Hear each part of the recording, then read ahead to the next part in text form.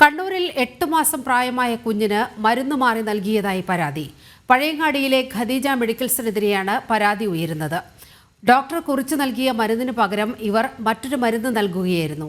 മരുന്ന് മാറിയതിനാൽ കുഞ്ഞിന്റെ കരൾ ഉൾപ്പെടെയുള്ള ആന്തരിക അവയവങ്ങളുടെ പ്രവർത്തനത്തെ സാരമായി ബാധിച്ചു. ഫാർമസി ജീവനക്കാരുടെ വീഴ്ചയാണിതെന്ന് കുട്ടിയുടെ പിതാവ് ആരോപിച്ചു. അതേസമയം പഴയങ്ങാടിയിലെ മെഡിക്കൽ ഷോപ്പിൽ ആരോഗ്യവകുപ്പ് പരിശോധന നടത്തുകയാണ്. കണ്ണൂരിൽ നിന്ന് മിഥുൻ പിള്ള തയ്യാറാക്കിയ റിപ്പോർട്ട് കാണാം.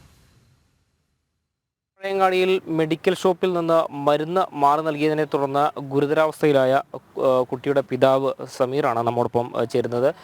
ശ്രീ സമീർ, എന്താണ് സംഭവിച്ചത്? മെഡിക്കൽ ഷോപ്പിൽ നിന്ന് അവരുടെ കയ്യിൽ നിന്നും മെഡിസിൻ മാറിയിട്ടാണ് അവർ തന്നിരിക്കുന്നത്. ഡോക്ടർ സ്ലിപ്പിൽ വ്യക്തമായിട്ട് എഴുതിയിട്ടുണ്ട് കാൽപോളോ സിറപ്പാണ്. പക്ഷേ മെഡിക്കൽ ഷോപ്പിൽ നിന്ന് നമ്മൾക്ക് അവർ തന്നത് കാൽപോളോ ഡ്രോപ്സ് ആണ്. അത് നമ്മളെ ശ്രദ്ധയിൽപ്പെട്ടിട്ടില്ല. നമ്മൾ വൈകുന്നേരം ശനിയാഴ്ച വൈകുന്നേരമാണ് ഡോക്ടറെ കാണിക്കാൻ വേണ്ടി പോയത്. അങ്ങനെ ഡോക്ടറെ കാണിച്ചു, ഡോക്ടർ പ്രിസ്ക്രിപ്ഷൻ തന്ന് നമ്മൾ നേരെ മെഡിക്കൽ ഷോപ്പിൽ പോയി അത് വാങ്ങിച്ച് വീട്ടിൽ പോയി കുട്ടിക്ക് 5 ml കൊടുത്ത്. കാൽപോളോ 5 ml ആണ് കൊടുക്കേണ്ടത് ഡോക്ടർ പറഞ്ഞിരുന്നു. അതുപോലെ നമ്മൾ 5 ml കൊടുത്ത്. അങ്ങനെ ഫസ്റ്റ് ശനിയാഴ്ച രാത്രിക്ക് കൊടുത്ത്, പിന്നെ ഞായറാഴ്ച വീണ്ടും കൊടുത്ത്, പിന്നെ കൊടുക്കാൻ നോക്കുമ്പോഴത്തേക്കിൽ മരുന്ന് തീർന്ന്. അത് ഇത്ര പെട്ടെന്ന് മരുന്ന് തീർന്നേന്നില്ല ആ ഒരു കൺഫ്യൂഷനിൽ നമ്മൾ നോക്കുമ്പോഴാണ് ഇതിൽ ഒന്ന് സിറപ്പാണ് ഡോക്ടർ എഴുതിയിട്ടുള്ളത്, ഡ്രോപ്സാണ് നമുക്ക് തന്നിട്ടുള്ളത് എന്നില്ല. നമുക്ക് ഒരു ഇതായിപ്പോയി. അങ്ങനെ നമ്മൾ ഞായറാഴ്ച വൈകുന്നേരമാണ് ഇത് കാണുന്നത്. അപ്പോൾ ഞായറാഴ്ച ഡോക്ടർ ഉണ്ടായിട്ടില്ല. നമ്മൾ തിങ്കളാഴ്ച മോർണിംഗ് തന്നെ ഡോക്ടറെ അടുത്ത് പോയി. ഡോക്ടർ കണ്ടപാട് തന്നെ പറഞ്ഞ് ഇത് മെഡിസിൻ മാറി, ഇത് ഹൈ ഡോസ് ആയിട്ടാണുള്ളത്, നിങ്ങൾ എത്രയും പെട്ടെന്ന് തന്നെ ഇവിടെ പോയിട്ട് ടെസ്റ്റ് ചെയ്യണം, ലാബിൽ പോയിട്ട് ലിവറിൻ്റെ ഫങ്ഷൻ ടെസ്റ്റ് ചെയ്യുന്ന പറഞ്ഞിട്ട് ഡോക്ടർ തന്ന്. അതുകൊണ്ട് നമ്മൾ ലാബിൽ പോയി ടെസ്റ്റ് ചെയ്ത് വരുമ്പോഴത്തേക്കിൽ റിപ്പോർട്ടൊക്കെ ഹൈ ആയിട്ടാണ് കാണിച്ചത്. കുട്ടിക്ക് എന്തെങ്കിലും അസ്വസ്ഥത ഉണ്ടായിരുന്നു? ആ സമയത്ത് ചെറിയൊരു ക്ഷീണേ ഉണ്ടായിട്ടുള്ളൂ. അങ്ങനെ വലിയൊരു ബുദ്ധിമുട്ട് തോന്നിയിട്ടില്ല. അതിൻ്റെ പിറ്റേന്ന് ദിവസങ്ങളിലൊന്നും അങ്ങനെ വലിയ ബുദ്ധിമുട്ട് തോന്നിയിട്ടില്ല. അങ്ങനെയാണെന്ന് പിന്നെ നമ്മൾ അധികം കാര്യമാക്കിയിട്ടില്ല അത്. പിന്നെ തിങ്കളാഴ്ച ആകുമ്പോൾ കുറച്ചും കൂടി ക്ഷീണമൊക്കെ അനുഭവപ്പെട്ടത്. അങ്ങനെയാണ് നമ്മൾ കാണിച്ച്. അപ്പോൾ ഡോക്ടറും പറഞ്ഞ് ഇങ്ങനെ സംഭവിച്ചിട്ടുണ്ട്, നിങ്ങൾ എത്രയും പെട്ടെന്ന് തന്നെ നല്ലൊരു ഹോസ്പിറ്റലിലേക്ക് പോകണം, എന്നിട്ട് ട്രീറ്റ്മെൻറ്റ് എടുക്കണം. ഇത് കുട്ടിയുടെ കരളിനാണ് ഇത് ബാധിക്കുക. ഫസ്റ്റ് തന്നെ കരൾ ഡാമേജിലേക്ക് പോകും ഓവർ ഡോസ് ആയിക്കൊണ്ട്. ഇത് പാരസെറ്റമോൾ ഓവർ ഡോസ് കരളിനെ സംബന്ധിച്ചിട്ടാണ് അസുഖം കൂടുതലും വരാറെന്ന് പറഞ്ഞ്. അങ്ങനെ ഇവിടെ വന്നവരും ഡോക്ടേഴ്സ് അവരും ടെസ്റ്റ് ചെയ്ത് അപ്പോൾ ആ റിപ്പോർട്ടിലും കൂടുതൽ തന്നെ കാണിച്ച്. അങ്ങനെ അന്നേരം തന്നെ ഇവർ മെഡിസിൻ സ്റ്റാർട്ട് ചെയ്ത്. അങ്ങനെ പറഞ്ഞ് ഇത് 24 മണിക്കൂർ എടുക്കും മെഡിസിൻ തീരണമെങ്കിൽ. ആ മെഡിസിൻ തീർന്നതിന് ശേഷം നമുക്കൊരു ടെസ്റ്റ് എടുക്കാം, എന്നിട്ട് അതിലെന്താണെന്ന് നോക്കാമെന്ന് പറഞ്ഞിട്ടാണ്. പിന്നെ ബുധനാഴ്ച രാവിലെയാണ് പിന്നെ ടെസ്റ്റ് എടുക്കുന്നത്. അതെടുക്കുന്ന സമയത്ത് എന്ന് വെച്ചാൽ വീണ്ടും ഹൈ ആയിട്ടാണ് കാണിച്ചത്. 2.9 എത്തിയത്. 1.5 ഉണ്ടായത് 2.9 ആയി.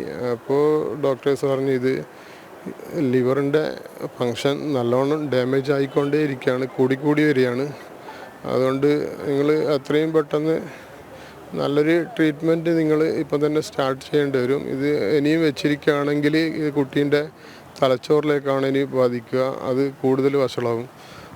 ഇതിപ്പോൾ അടുത്ത ടെസ്റ്റിൽ ഇത് 4 അങ്ങനെ സംഭവിച്ചിട്ടുണ്ടെങ്കിൽ പിന്നെ കുട്ടിയെ വെന്റിലേറ്ററിലേക്ക് ഷിഫ്റ്റ് ചെയ്യേണ്ടി വരും എന്നുള്ളൊരു ഇതാണ് പറഞ്ഞത്.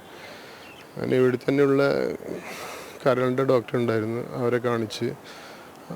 ആ ഡോക്ടർ വന്ന് ഡോക്ടറും ചെക്ക് ചെയ്ത് അവർ പറഞ്ഞ് നമുക്ക് ഒരു ടെസ്റ്റും കൂടി എടുക്കാം, എന്നിട്ട് അതിലെന്തെങ്കിലും വ്യത്യാസം ഉണ്ടെങ്കിൽ നമുക്ക് പ്രതീക്ഷയ്ക്ക് വകയുണ്ട്, അല്ലെങ്കിൽ നമുക്ക് പിന്നെ അതിന് ശേഷം നമുക്ക് തീരുമാനിക്കാമെന്ന് പറഞ്ഞ്. അങ്ങനെയാണ് വീണ്ടും ഒരു ടെസ്റ്റ് എടുത്തത്. അപ്പോൾ അതിൽ കുറവായിട്ട് കാണിച്ച്, അതൊരു ആശ്വാസമായിരുന്നു. ആ കുറവ് കാണിച്ചിട്ട് പിന്നെ ഈ മോനും കുറച്ച് ആക്റ്റീവായിട്ടുണ്ടായിരുന്നു ഇപ്പോൾ. അങ്ങനെ എന്നിട്ടിപ്പോൾ ഇന്ന് രാവിലെ വീണ്ടും ഒരു ടെസ്റ്റും കൂടി എടുക്കാൻ വേണ്ടി കൊടുത്തിട്ടുണ്ട്. അതിൻ്റെ റിപ്പോർട്ട് വന്നിട്ടില്ല. അതൊരു 10 മണിയാകുമ്പോൾ റിപ്പോർട്ട് വരണമെങ്കിൽ. അതിലും കുറവാണെങ്കിൽ പിന്നെ വേറെ ബുദ്ധിമുട്ടില്ല, നമുക്കിപ്പം കൊടുത്തുകൊണ്ടിരിക്കുന്ന മെഡിസിൻ സ്റ്റോപ്പ് ചെയ്യുക, എന്നിട്ട് നാളെ ഒരു ടെസ്റ്റും കൂടി മെഡിസിൻ ഇല്ലാണ്ട് നമുക്ക് നോക്കാം. അതിൽ വേറെ ബുദ്ധിമുട്ടൊന്നും ഉണ്ടാവില്ല എന്ന് ഒരു ആശ്വാസമായിട്ടുള്ളൊരു വാക്ക് കിട്ടിയിട്ടുണ്ട്. ഇനിയിപ്പോൾ ഈ ടെസ്റ്റിൽ എന്തെങ്കിലും വ്യത്യാസം ഉണ്ടാവോ ഇല്ലയോ എന്നുള്ള കാര്യം അറിയില്ല. അതിപ്പം വന്നതിന് ശേഷമേ പറയാൻ പറ്റുള്ളൂ. ഈ മരുന്ന് മാറി എന്നുള്ള വിവരം നിങ്ങൾക്ക് മനസ്സിലായപ്പോൾ നിങ്ങൾ ഈ മെഡിക്കൽ ഷോപ്പിൻ്റെ ആളുകളെ സമീപിച്ചിരുന്നു, അവരെന്താണ് നിങ്ങൾ റെസ്പോണ്ട് ചെയ്യുന്നത്? മെഡിക്കൽ ഷോപ്പിൽ നമ്മൾ അന്നേരം തന്നെ പോയിരുന്നു. ഡോക്ടർ പറഞ്ഞ സമയത്ത് ഡോക്ടർ നമ്മളെ കൂടെ വന്നിരുന്നു. ഡോക്ടർ ചോദിച്ചു ഇതെന്താണ് നിങ്ങളിങ്ങനെ മാറിയിട്ട് കൊടുത്തതെന്ന്. അപ്പോൾ അവിടെ ലേഡി സ്റ്റാഫാണ് ഉണ്ടായത്. അവർ പറഞ്ഞു ഇത് ട്രെയിനി സ്റ്റാഫാണ് കൊടുത്തത്, നമ്മൾ ശ്രദ്ധിച്ചിട്ടില്ല, സോറി, അങ്ങനെ അവർ സംസാരിച്ച്. പക്ഷേ അതിൻ്റെ ഓണർ പിന്നെ വന്നിട്ട് നമ്മളോട് ഭയങ്കര റഫായിട്ടാണ് സംസാരിച്ചത്. എനിക്ക് എന്താ ചെയ്യാൻ പറ്റുക, നീ ചെയ്തോ, നീ കേസ് കൊടുത്തോ, എനിക്ക് പ്രശ്നമില്ല എന്നുള്ള ഒരു ഗുണ്ട സ്റ്റൈലിലുള്ള ഒരു സംസാരം ആൾ നമ്മളോട് പെരുമാറിയത്. എന്തൊക്കെ പരാതികൾ കൊടുത്തിട്ടുണ്ട്? നമ്മളിപ്പം പരാതി കൊടുത്തിട്ടുണ്ട്. പഴയങ്ങാടി പോലീസ് സ്റ്റേഷനിലും പരാതി കൊടുത്തിട്ടുണ്ട്. അതുപോലെ കണ്ണൂർ ഡ്രഗ്സ് ഡിപ്പാർട്ട്മെൻറ്റിലും പരാതി കൊടുത്തിട്ടുണ്ട്. പഴയങ്ങാടി പോലീസ് വിളിച്ചിരുന്നു, നിങ്ങൾ FIR ഇട്ടിട്ടുണ്ട് എന്ന് പറഞ്ഞിട്ട്. നടപടിയായിട്ട് മുന്നോട്ട് പോകാനാണ് തീരുമാനം. നടപടിയായിട്ട് മുന്നോട്ട് പോകാൻ തന്നെ തീരുമാനം. കാര്യങ്ങൾ വ്യക്തമാണ്. കാരണം മെഡിക്കൽ ഷോപ്പിൻ്റെ ഭാഗത്തു നിന്ന് ഗുരുതരമായ വീഴ്ചയാണ് ഉണ്ടായിരുന്നത്. ഡോക്ടർ കുറിച്ച മരുന്നിന് പകരം മറ്റൊരു മരുന്നാണ് കുട്ടിയുടെ നില അപകടത്തിലാക്കുന്ന ഒരു സാഹചര്യത്തിലേക്ക് കൊണ്ടുവന്നെത്തിച്ചത്. അതിലും ഇതിന് കൃത്യമായ നടപടി വേണമെന്ന് തന്നെയാണ് കുടുംബം ഇപ്പോൾ ആവശ്യപ്പെടുന്നത്. കെ സുബിത്തിനൊപ്പം മിഥുൻ പിള്ള, ജനം, കണ്ണൂർ.